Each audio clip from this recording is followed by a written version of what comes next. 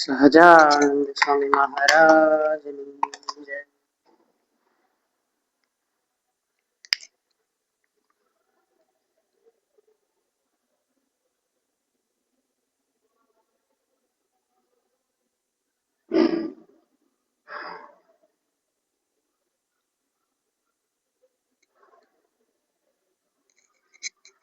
તો આજે આપણે ભણવાના છે how to make money my dear friends.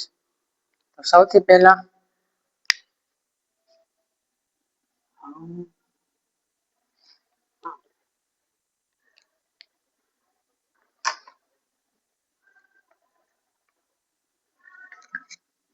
આજે આપણે લોકો ભણવાના છે હાઉ ટુ બિલ્ડ વેલ્થ. તો હું તમને થોડીક વસ્તુ અહીંયા ડિસ્પ્લે કરી તમારા લોકોએ જોવાની છે.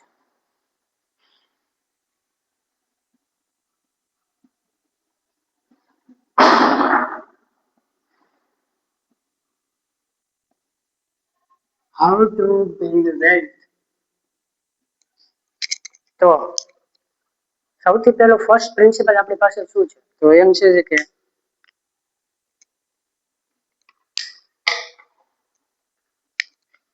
Number 1, pay yourself first. સૌથી પહેલા પોતાને આપણે પે કરવાનું. એનું મીનિંગ એવું છે કે ગમે ત્યારે આપણને જો એક્સ્ટ્રા ઇન્કમ મળે તો આપણે એને પોતાના માટે ઇન્વેસ્ટ કરવાની. એમાં આપણે સારી બુક્સ લઈએ કે સારા માણસોને મળીએ કે સારી ઇવેન્ટ્સને અટેન્ડ કરીએ કે એવી રીતે આપણે અલગ અલગ ઇન્વેસ્ટમેન્ટ પોતાના ઉપર કરીએ. એ જ સૌથી ઇમ્પોર્ટન્ટ છે. કેમ કે આ દુનિયામાં તમે જુઓ ને તો મોસ્ટલી લોકો છે ને પૈસાને ખાલી વધારવાની વાત કરે પણ પોતાની નોલેજ વધારવાની કોઈ વાત નથી કરતા. આથી એક પોઈન્ટ સારો આવ્યો. Investment in knowledge is the best interest. તો આ પહેલો પોઈન્ટ આપણો થઈ ગયો. હવે આપણે સેકન્ડ પોઈન્ટ ઉપર આવી જશું. નંબર 2,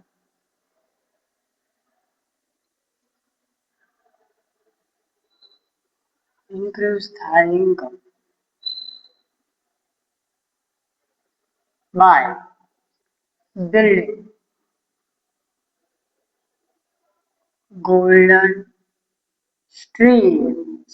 આનું મીનિંગ એવું થાય કે વધારેમાં વધારે આપણે મલ્ટિપલ ઇન્કમ સ્ટ્રીમ્સ બનાવવા પર ફોકસ કરવાનું.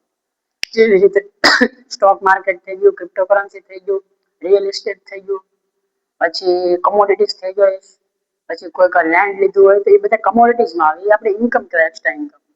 એ ઇન્કમ જો આપણે બનાવીશું તો આપણને જ ફાયદો થશે ફ્યુચરમાં. કેમ કે for a big purse it is necessary. For a big purse it is necessary કે આપણે સારી સારી ઇન્કમ બનાવીએ. હવે નેક્સ્ટ પોઈન્ટ આપણે શું આવે છે? તો એવું આવે છે કે પોઈન્ટ નંબર 3,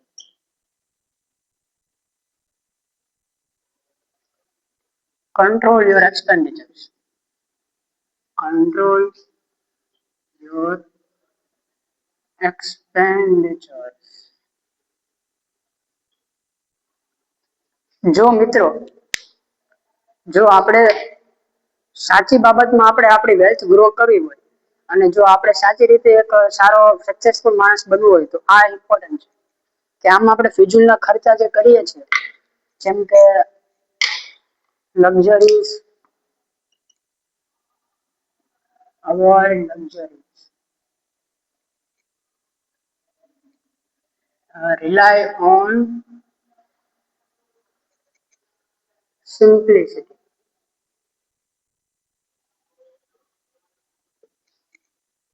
તો આવી રીતે થોડાક પોઈન્ટ્સ મેં આજે તમને કીધા. તો આજ માટે એટલું જ છે.